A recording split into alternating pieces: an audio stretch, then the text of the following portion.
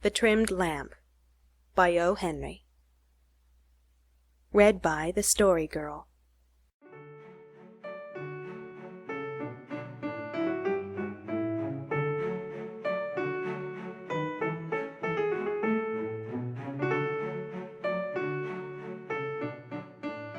Of course there are two sides to the question.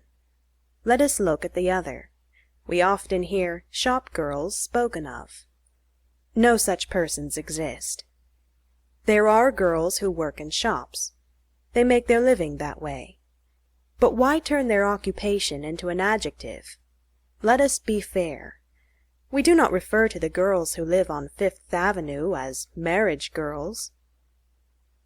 Lou and Nancy were chums. They came to the big city to find work because there was not enough to eat at their homes to go around. Nancy was 19. Lou was 20. Both were pretty, active country girls who had no ambition to go on the stage. The little cherub that sits up aloft guided them to a cheap and respectable boarding-house. Both found positions and became wage-earners. They remained chums. It is at the end of 6 months that I would beg you to step forward and be introduced to them. Meddlesome reader, my lady friends, Miss Nancy and Miss Lou. While you are shaking hands, please take notice, cautiously, of their attire. Yes, cautiously, for they are as quick to resent a stare as a lady in a box at the horse-show is. Lou is a piecework ironer in a hand laundry. She is clothed in a badly fitting purple dress, and her hat plume is 4 inches too long, but her ermine muff and scarf cost $25, and its fellow beasts will be ticketed in the windows at $7.98 before the season is over. Her cheeks are pink, and her light blue eyes bright. Contentment radiates from her. Nancy you would call a shop girl, because you have the habit. There is no type, but a perverse generation is always seeking a type, so this is what the type should be. She has the high-ratted pompadour and the exaggerated straight front. Her skirt is shoddy, but has the correct flare. No furs protect her against the bitter spring air, but she wears her short broadcloth jacket as jauntily as though it were Persian lamb. On her face and in her eyes, remorseless type-seeker, is the typical shop-girl expression. It is a look of silent but contemptuous revolt against cheated womanhood, of sad prophecy of the vengeance to come. When she laughs her loudest, the look is still there. The same look can be seen in the eyes of Russian peasants, and those of us left will see it some day on Gabriel's face when he comes to blow us up. It is a look that should wither and abash man, and he has been known to smirk at it and offer flowers, with a string tied to them. Now lift your hat and come away, while you receive Lou's cheery "See you again!" and the sardonic sweet smile of Nancy, that seems somehow to miss you and go fluttering like a white moth up over the housetops to the stars. The two waited on the corner for Dan. Dan was Lou's steady company. Faithful? Well, he was on hand when Mary would have had to hire a dozen subpoena servers to find her lamb. "Ain't you cold, Nance?" said Lou. "Say, what a chump you are for working in that old store for $8 a week. I made $18.50 last week. Of course, ironing ain't as swell work as selling lace behind a counter, but it pays. None of us ironers make less than $10, and I don't know that it's any less respectful work, either." "You can have it," said Nancy, with uplifted nose. "I'll take my 8 a week and hall bedroom. I like to be among nice things and swell people. And look what a chance I've got. Why, one of our glove girls married a Pittsburgh steel maker or blacksmith or something the other day, worth $1 million. I'll catch a swell myself sometime. I ain't bragging on my looks or anything, but I'll take my chances where there's big prizes offered. What show would a girl have in a laundry?" "Why, that's where I met Dan," said Lou triumphantly. "He came in for a Sunday shirt and collars and saw me at the first board ironing. We all try to get to work at the first board. Ella McGinnis was sick that day, and I had her place. He said he noticed my arms first, how round and white they was. I had my sleeves rolled up. Some nice fellows come into laundries. You can tell 'em by their bringing their clothes in suitcases and turning in the door sharp and sudden. "How can you wear a waist like that, Lou?" said Nancy, gazing down at the offending article with sweet scorn in her heavy-lidded eyes. "It shows fierce taste." "This waist?" cried Lou, with wide-eyed indignation. "Why, I paid $16 for this waist. It's worth $25. A woman left it to be laundered and never called for it. The boss sold it to me. It's got yards and yards of hand embroidery on it. Better talk about that ugly plain thing you've got on."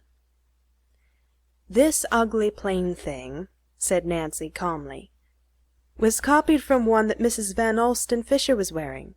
The girls say her bill in the store last year was $12,000. I made mine myself. It cost me $1.50. 10 feet away you couldn't tell it from hers." "Oh, well," said Lou, good-naturedly, "if you want to starve and put on airs, go ahead. But I'll take my job and good wages, and after hours give me something as fancy and attractive to wear as I am able to buy." Just then Dan came, a serious young man with a ready-made necktie who had escaped the city's brand of frivolity, an electrician earning $30 per week, who looked upon Lou with the sad eyes of Romeo, and thought her embroidered waist a web in which any fly should delight to be caught. "My friend, Mr. Owens, shake hands with Miss Danforth," said Lou. "I'm mighty glad to know you, Miss Danforth," said Dan, with outstretched hand. "I've heard Lou speak of you so often." "Thanks," said Nancy, touching his fingers with the tips of her cool ones. "I've heard her mention you. A few times." Lou giggled. "Did you get that handshake from Mrs. Van Alstyne Fisher, Nance?" she asked. "If I did, you can feel safe in copying it," said Nancy. "Oh, I couldn't use it at all. It's too stylish for me. It's intended to set off diamond rings, that handshake is. Wait till I get a few, and then I'll try it." "Learn it first," said Nancy wisely, "and you'll be more likely to get the rings." "Now to settle this argument," said Dan, with his ready, cheerful smile, "let me make a proposition. As I can't take both of you up to Tiffany's and do the right thing, what do you say to a little vaudeville? I've got the tickets. How about looking at stage diamonds, since we can't shake hands with the real sparklers?" The faithful squire took his place close to the curb. Lou next, a little peacocky in her bright and pretty clothes. Nancy on the inside, slender and soberly clothed as the sparrow, but with the true Van Alstyne Fisher walk. Thus they set out for their evening's moderate diversion. I do not suppose that many look upon a great department store as an educational institution, but the one in which Nancy worked was something like that to her. She was surrounded by beautiful things that breathed of taste and refinement. If you live in an atmosphere of luxury, luxury is yours whether your money pays for it or another's. The people she served were mostly women whose dress, manners, and position in the social world were quoted as criterions. From them Nancy began to take toll, the best from each according to her view. From one she would copy and practice a gesture, from another an eloquent lifting of an eyebrow, from others a manner of walking, of carrying a purse, of smiling, of greeting a friend, of addressing inferiors in station. From her best beloved model, Mrs. Van Alstyne Fisher, she made requisition for that excellent thing, a soft, low voice, as clear as silver and as perfect in articulation as the notes of a thrush. Suffused in the aura of this high social refinement and good breeding, it was impossible for her to escape a deeper effect of it.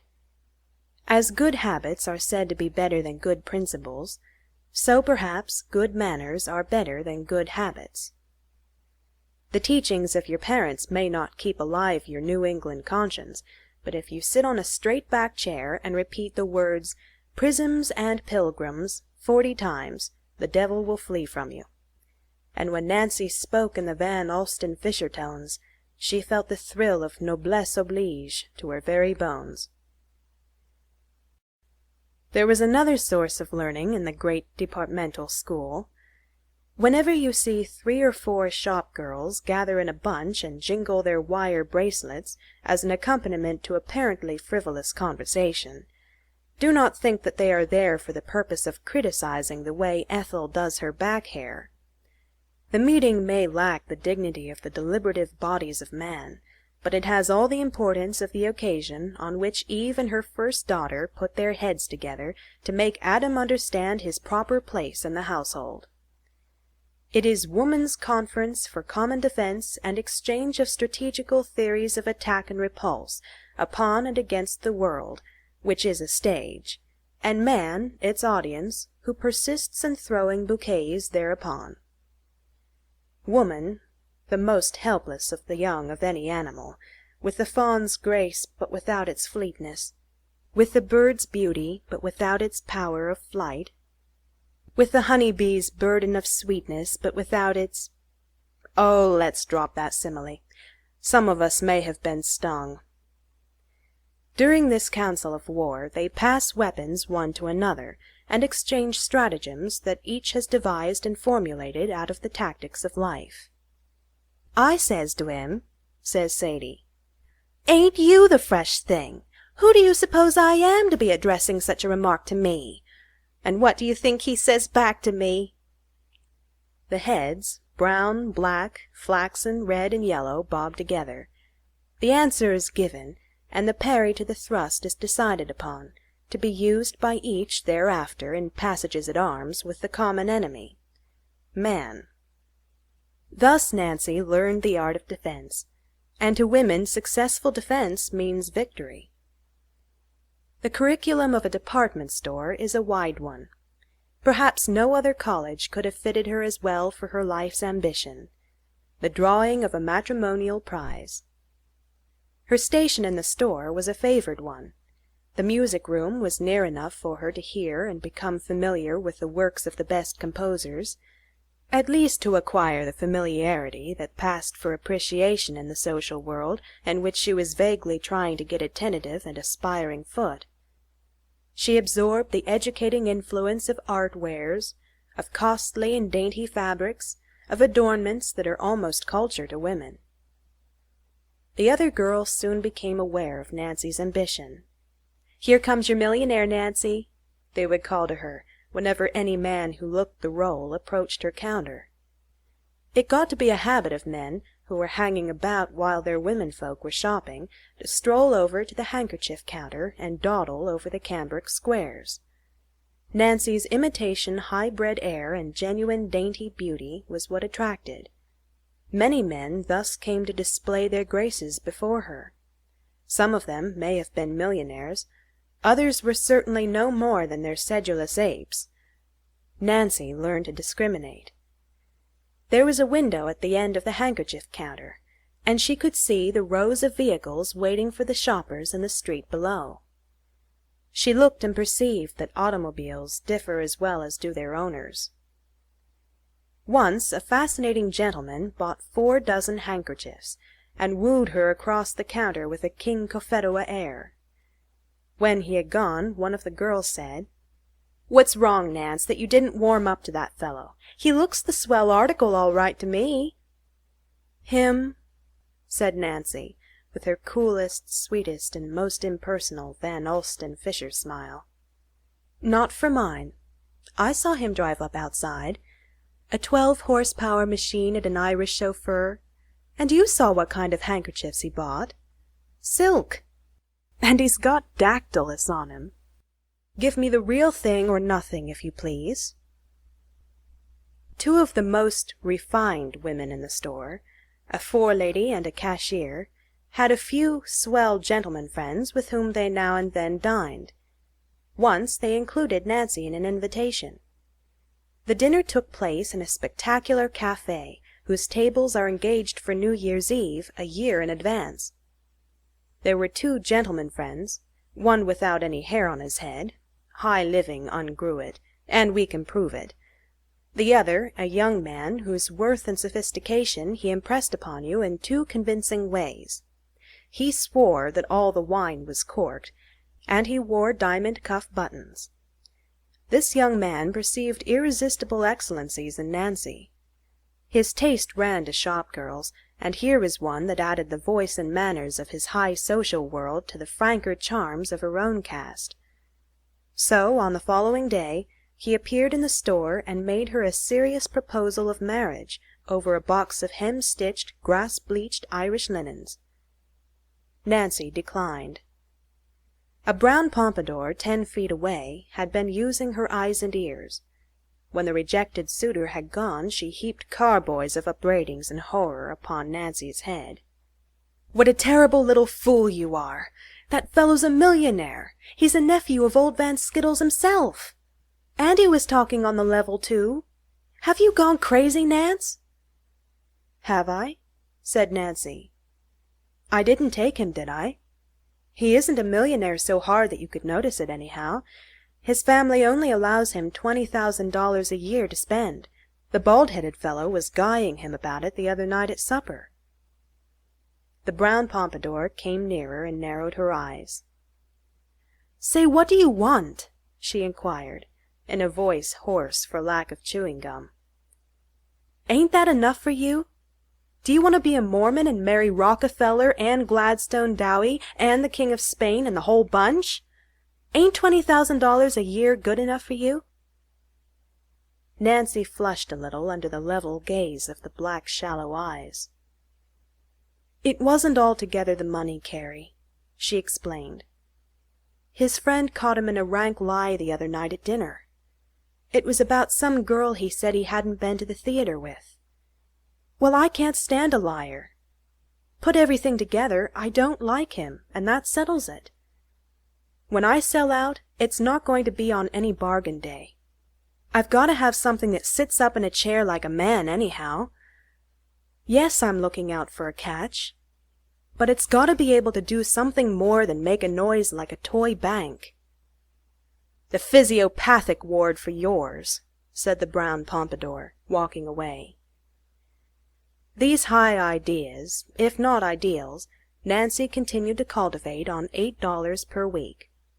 She bivouacked on the trail of the great unknown catch, eating her dry bread and tightening her belt day by day.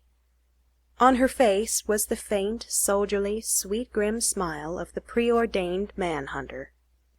The store was her forest, and many times she raised her rifle at game that seemed broad-antlered and big, but always some deep, unerring instinct, perhaps of the huntress, perhaps of the woman, made her hold her fire and take up the trail again.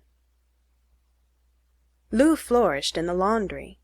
Out of her $18.50 per week, she paid $6 for her room and board. The rest went mainly for clothes. Her opportunities for bettering her taste and manners were few compared with Nancy's. In the steaming laundry there was nothing but work, work, and her thoughts of the evening pleasures to come. Many costly and showy fabrics passed under her iron, and it may be that her growing fondness for dress was thus transmitted to her through the conducting metal. When the day's work was over, Dan awaited her outside, her faithful shadow in whatever light she stood. Sometimes he cast an honest and troubled glance at Lou's clothes that increased in conspicuity rather than in style, but this was no disloyalty. He deprecated the attention they called to her in the streets. And Lou was no less faithful to her chum. There was a law that Nancy should go with them on whatsoever outings they might take. Dan bore the extra burden heartily and in good cheer. It might be said that Lou furnished the color, Nancy the tone, and Dan the weight of the distraction-seeking trio. The escort, in his neat but obviously ready-made suit, his ready-made tie and unfailing, genial, ready-made wit, never startled or clashed. He was of that good kind that you are likely to forget while they are present, but remember distinctly after they are gone. To Nancy's superior taste, the flavor of these ready-made pleasures was sometimes a little bitter, but she was young, and youth is a gourmand when it cannot be a gourmet. "Dan is always wanting me to marry him right away," Lou told her once. "But why should I? I'm independent. I can do as I please with the money I earn, and he never would agree for me to keep on working afterward. And say, Nance, what do you want to stick to that old store for, and half starve and half dress yourself? I could get you a place in the laundry right now if you'd come. It seems to me that you could afford to be a little less stuck up if you could make a good deal more money." "I don't think I'm stuck up, Lou," said Nancy, "but I'd rather live on half rations and stay where I am. I suppose I've got the habit. It's the chance that I want. I don't expect to be always behind a counter. I'm learning something new every day. I'm right up against refined and rich people all the time, even if I do only wait on them. And I'm not missing any pointers that I see passing around." "Caught your millionaire yet?" asked Lou, with her teasing laugh. "I haven't selected one yet," answered Nancy. "I've been looking them over." "Goodness, the idea of picking over 'em! Don't you ever let one get by you, Nance, even if he's a few dollars shy. But of course you're joking. Millionaires don't think about working girls like us." "It might be better for them if they did," said Nancy, with cool wisdom. "Some of us could teach them how to take care of their money." "If one was to speak to me," laughed Lou, "I know I'd have a duck fit." "That's because you don't know any. The only difference between swells and other people is you have to watch 'em closer. Don't you think that red silk lining is just a little too bright for that coat, Lou?" Lou looked at the plain, dull olive jacket of her friend. "Well, no, I don't. But it may seem so beside that faded-looking thing you've got on." "This jacket," said Nancy complacently, "has exactly the cut and fit of one that Mrs. Van Alstyne Fisher was wearing the other day. The material cost me $3.98. I suppose hers cost about $100 more." "Oh, well," said Lou lightly, "it don't strike me as millionaire bait. Shouldn't wonder if I catch one before you do, anyway." Truly, it would have taken a philosopher to decide upon the values of the theories held by the two friends. Lou, lacking that certain pride and fastidiousness that keeps stores and desks filled with girls working for the barest living, thumped away gaily with her iron in the noisy and stifling laundry. Her wages supported her even beyond the point of comfort, so that her dress profited until sometimes she cast a sidelong glance of impatience at the neat but inelegant apparel of Dan. Dan, the constant, the immutable, the undeviating. As for Nancy, her case was one of tens of thousands. Silk and jewels and laces and ornaments and the perfume and music of the fine world of good breeding and taste, these were made for woman. They are her equitable portion. Let her keep near them if they are a part of life to her, and if she will. She is no traitor to herself, as Esau was, for she keeps her birthright, and the pottage she earns is often very scant. In this atmosphere Nancy belonged, and she throve in it and ate her frugal meals and schemed over her cheap dresses with a determined and contented mind. She already knew woman, and she was studying man, the animal, both as to his habits and eligibility. Some day she would bring down the game that she wanted, but she promised herself it would be what seemed to her the biggest and the best, and nothing smaller.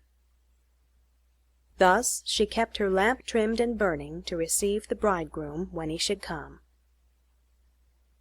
But another lesson she learned, perhaps unconsciously. Her standard of values began to shift and change. Sometimes the dollar mark grew blurred in her mind's eye, and shaped itself into letters that spelled such words as truth and honor, and now and then just kindness. Let us make a likeness of one who hunts the moose or elk in some mighty wood. He sees a little dell, mossy and embowered, where a rill trickles, babbling to him of rest and comfort. At these times the spear of Nimrod himself grows blunt. So Nancy wondered sometimes if Persian lamb was always quoted at its market value by the hearts that it covered. One Thursday evening Nancy left the store and turned across Sixth Avenue westward to the laundry. She was expected to go with Lou and Dan to a musical comedy. Dan was just coming out of the laundry when she arrived. There was a queer, strained look on his face. "I thought I would drop around to see if they had heard from her," he said. "Heard from who?" asked Nancy. "Isn't Lou there?" "I thought you knew," said Dan. "She hasn't been here or at the house where she lived since Monday. She moved all her things from there. She told one of the girls in the laundry she might be going to Europe." "Hasn't anybody seen her anywhere?" asked Nancy. Dan looked at her with his jaws set grimly, and a steely gleam in his steady gray eyes. "They told me in the laundry," he said harshly, "that they saw her pass yesterday, in an automobile, with one of the millionaires, I suppose, that you and Lou were forever busying your brains about." For the first time, Nancy quailed before a man. She laid her hand that trembled slightly on Dan's sleeve. "You've no right to say such a thing to me, Dan. As if I had anything to do with it."